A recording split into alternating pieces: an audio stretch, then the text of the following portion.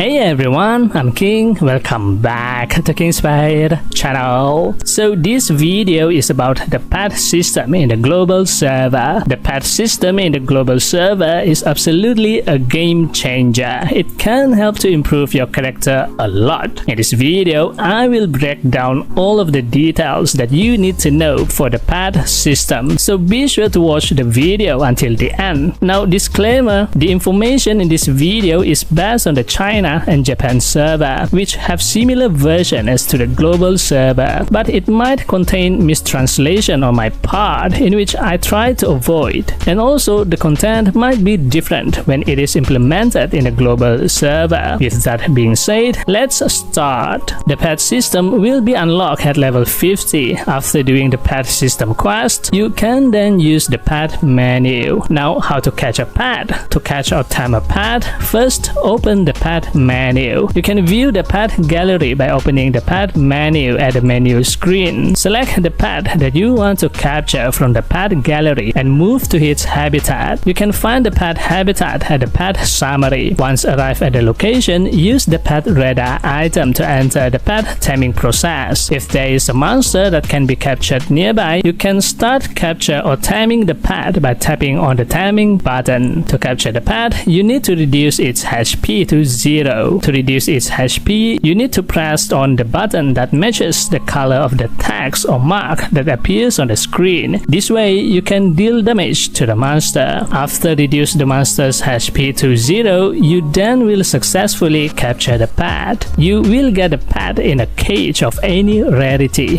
white, blue, purple, orange, or rainbow. The rarity of the pet status and the traits they can give to their owners increases in that order. The purple rarity pet and above can be sold and bought at the exchange market. Purple pet can be bought with crystals, while the gold and rainbow pet can be bought with diamonds. You can tame a monster up to 20 times per day. If you fail to tame a monster, the attempt chance will not be counted. But if you give up the taming process, the pet radar item will be consumed. Now you should use up this 20 capture attempt every day to catch 20 pets daily, because this is crucial for your pet progress. I'll explain why as we go on. Just put that in mind for now. Once you get the pet, you can then set it as either combat pet or life skill pet from the pet placement on the pet screen. Now the pet has three important parts: the pet talent skills, the pet characteristics, and the pet skill effects. For pet talent skill, the pet talent skills is fixed and is unique to every pet.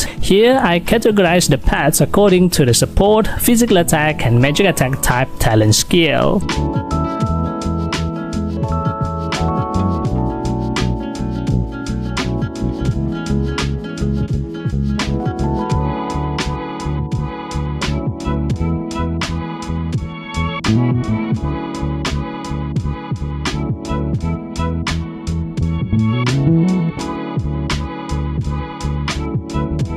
So before catching a pet, you should look at the pet talent skill and decide which pet you want to use for your character. If you want a pet for combat, you should get the pet with combat talent skill and place it at the combat pet placement. If you want a pet for life skill, get the pet with the life skill pet talent and put it at the life skill placement. Now for the life skill placement, you should put the pet according to the sign shown to activate the pet talent skill. Put it in different sign will not activate the pet talent. Next, the pet characteristics. After acquiring a pet, you can unlock the first characteristic for free. Pet characteristics come in 4 rarity levels: white, blue, purple, and orange. There are a lot of pet characteristics, but these are the recommended stat.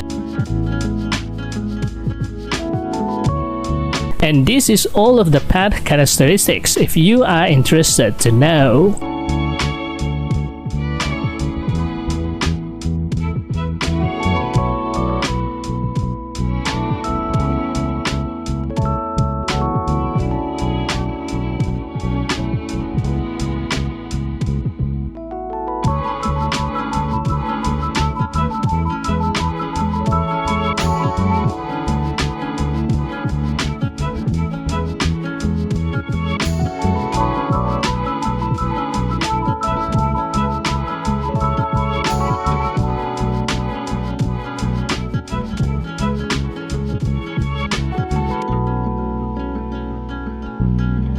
If the pet characteristic that you got is not the type that you want, the pet characteristic can be changed randomly with the Awakening Potion, which can be purchased with crystals at a pet taming NPC. But the amount of Awakening Potion needed to change the characteristic will increase as you try to change it repeatedly, so be sure to stop changing it if you already got the pet characteristic that you want. The pet characteristic has level and can be upgraded. The materials required to upgrade the pet characteristic level depends on the rarity of the characteristic. The higher the rarity, the higher the material cost needed to upgrade. So be sure to carefully select the pet rarity while also considering the pet characteristic upgrade cost. As a recommendation, the blue rarity pet characteristics is preferable as it is cheaper. The second and third characteristic can be unlocked when the pet reaches 2 stars and 3 stars. How to increase the pet star? For that, you need to increase the pet level. When the pet reaches level 30, it then reaches breakthrough stage where you can increase its stars. To increase the pet level, you need these 2 items, the elf fruit and the flame of inheritance item. The elf fruit item can be exchanged with life skill materials at a pet taming NPC. The flame of inheritance items is the item obtained from releasing the pet that you do not want. So here is why you need to use the 20 pet taming attempts daily, so you can catch and release the pet and get this item to increase your pet level. Next, the pet skill. Each pet can learn 3 skills. Pet can learn skill by using the pet skill books. The pet skill books can be obtained from killing monsters with a low probability when using Odin's Blessing. If you need pet skills right away, you can get random blue or purple skill books from the pet item gacha machine, or the desired purple or gold skill books from the exchange. So these are all of the pet skills available.